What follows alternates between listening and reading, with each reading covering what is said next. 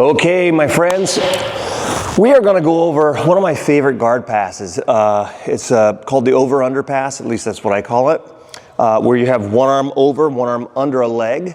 And so there's a lot of time, a lot of opportunities where this will show up.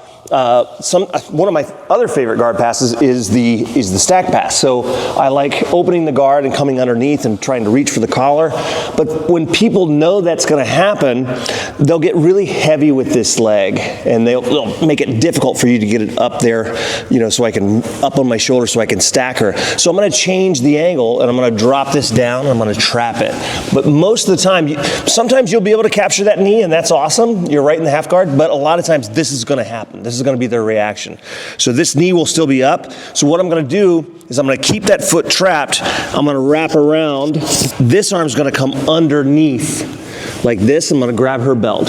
Okay? So once I'm in this position, I'm going to tuck my head to the far side hip. All right?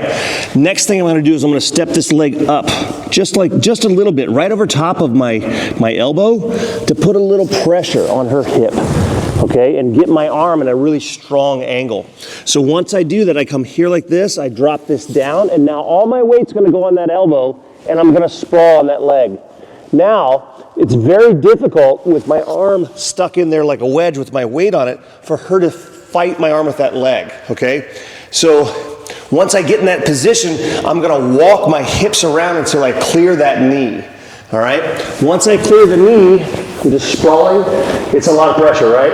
Yep. Yeah. Once I feel that knee pop through past my belly, I'm going to crowd her and I'm going to bring her legs up on my leg. Okay, so now my elbow and my knee are together, and now I can make the climb to come up to side control. So let's spin around this way so you guys can see it this direction.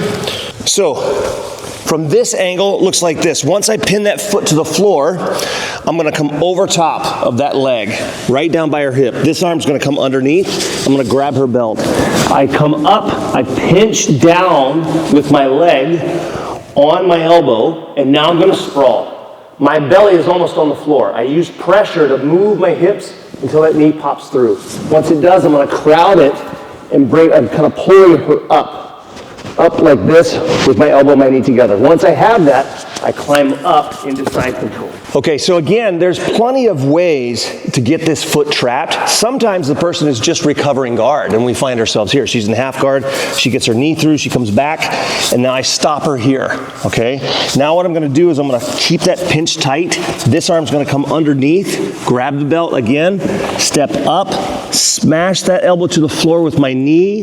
Now I sprawl, and my belly kind of pushes the leg through. Once I feel that, I scoop her up. So it's very difficult for her to move away at this point. Now I can slide up and start going to side control. So